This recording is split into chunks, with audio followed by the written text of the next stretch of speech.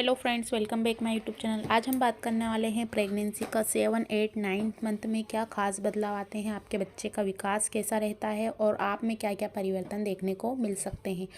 Third trimester की शुरुआत हो चुकी है। इस समय बेबी के सर की जो लंबाई है लगभग 15 इंच के आसपास हो चुकी है।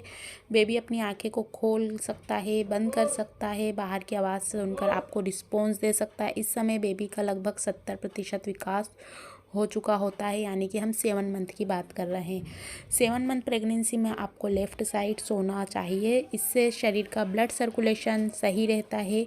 इस समय बेबी सिर नीचे कर लेता है। इस दौरान बेबी को मूवमेंट अच्छी तरह से आपको फील होती है। इस दौरान आपकी पीठ में तेज़ दर्द स्टार्ट हो जाएगा। कुछ महिलाओं को होता है, कुछ को नहीं होता है।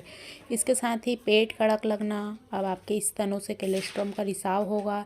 इस महीने आपको सीने में जलन, जी मचलाना जैसी परेशानियां हो सकती हैं। पैरों में सूजन, पेट में खिंचाव और साथ ही आपका वजन बढ़ता है। इस दौरान गर्भाशय नाभि के ऊपर आ जाती है, इससे आपको सांस लेने में प्रॉब्लम हो सकती है। स्तन भारी हो जाएंगे, निप्पल का रंग है काला गहरा हो जाएगा, थकावट, कमजोरी। इस दौरान ब्लेडर पर दबाव पड़ता है और आपको बार बार यूरिन जाना पड़ सकता है। इस समय हल्का सर में दर्द हो सकता है। कभी कभी आपको भूख बहुत ज़्यादा तेज़ लगती है 7, 8, 9 मंथ में। तो आपकी जो डाइट है वो पहले के अकॉर्डिंग बहुत ज़्यादा बढ़ने वाली है। अब बात करते हैं 8 मंथ प्रेगनेंसी की। प्रेगनेंसी के 8वें महीने के दौरान आपका शरीर पूरी तरह से माँ बनने के लिए तैयार हो चुका है। स्तन से पीले रंग के रिसाव होगा, यानी कि कोलेस्ट्रॉल का। बच्चे को हिचकी आना स्टार्ट हो चुकी है।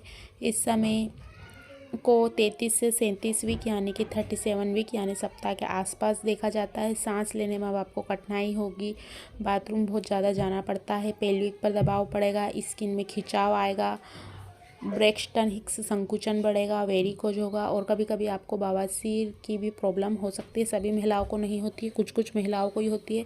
इस समय चक्कर आना, थकान, पैरों में अधिक सूजन, पैरों में दर्द होना। अब आपका बेबी 16 से 18 इंच लंबा और लगभग 4 से 6 पाउंड तक उसका वेट हो चुका है। आपको 7, 8, 2 मंथ में ही ज़्यादा ऐसी प्रॉब्लमें फेस करनी रहती हैं कि इस समय क्योंकि बेबी काफ़ी ज़्यादा पूरा विकास हो चुका रहता है, तो आपके पैरों पर उसका पूरा लोड आ जाता है, क्योंकि आपके शरीर का पूरा भार और बच्चे के वेट आपके पैरों पर रहेगा। तो आपको कोलेस्ट्रॉल का जो रिसाव है वो 7 मंथ से ही आपको दिखाई देगा। पीले रंग का, गाढ़ा गहरा रंग का रहता है। बाद में इसका जो कलर है वो जैसे जैसे आपकी प्रेगनेंसी 9 मंथ तक आती है तो बदल जाता है, आपको वाइट दिखाई देगा। और इसके साथ ही पेट में संकुचन बढ़ेगा, जो काफ़ी नॉर्मल है, क्योंकि डिलीवरी के बाद ये खुद ही सभी चीज़ें ठीक हो जाती हैं। तो बेबी का विकास तो तेज़ी से बढ़ेगा, आपके शरीर में भी ये परिवर्तन देखने को मिलेंगे। अब बात करते हैं प्रेगनेंसी का 9th मंथ। ये वाला मंथ महिलाएं काफ़ी थका हुआ महसूस करती हैं। जैसे जैसे समय नज़दीक आएगा, गर्भवती का जो श्रेणी भाग है यानी कि जो पेल्विक एरिया है वो धीरे धीरे खुलने लगता है। 40 हफ्ते यानी 9 महीने में ही गर्भ में पल रहे बच्चे के सारे अंग और शरीर के पूरे हिस्से पूरी तरह से विकसित हो चुके हैं। इसके साथ ही सबसे ज़्यादा आपको ब्रेक्सटन हिक्स संकुचन बार बार आता रहेगा, आ सकता है।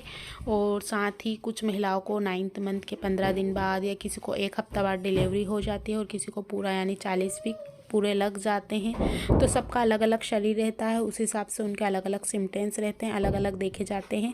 और कुछ महिलाओं को तो पूरे सिम्टम्स होते हैं, किसी किसी को 1 या 2 या 3 ऐसे सिम्टम्स दिखाई देते हैं। फेस पर स्वेलिंग आ सकती है, हाथों पर स्वेलिंग आ सकती है, काफ़ी नॉर्मल है, डिलीवरी के बाद चली जाएगी। इस समय आपको ध्यान ये रखना है कि आप जब चढ़ाव पर चलते हैं तो ज़्यादा उतार चढ़ाव ना करें, रेलिंग पकड़ कर चलें।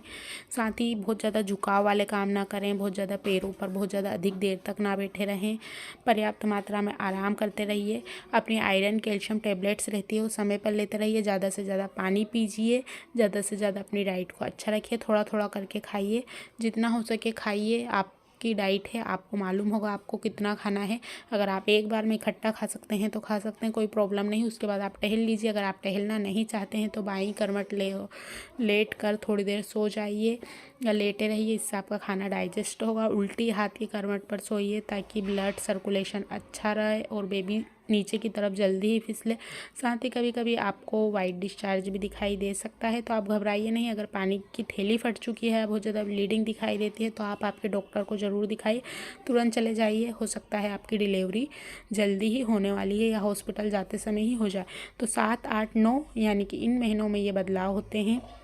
के बीच बीच में आपको पेट में कड़कपन महसूस होगा, चुभन जैसा महसूस होगा, जो काफ़ी नॉर्मल है, लेकिन बहुत ज़्यादा पेन होता है। लेबर पेन एक अलग तरीके का होता है, आपको समझ में आएगा, क्योंकि वो 60 सेकेंड से स्टार्ट होता है और कई बार थोड़ा थोड़ा रुक रुक कर आता है, और जब समय निकलता जाता है और लेबर पेन तेज़ी से बढ़ता जाता है तो अपने डॉक्टर को दिखाइए। आज की वीडियो में इतना ही। वीडियो पसंद आई हो तो एक लाइक ज़रूर कीजिए। कुछ क्वेश्चन है तो आप कमेंट्स बॉक्स में जाकर पूछ सकते हैं।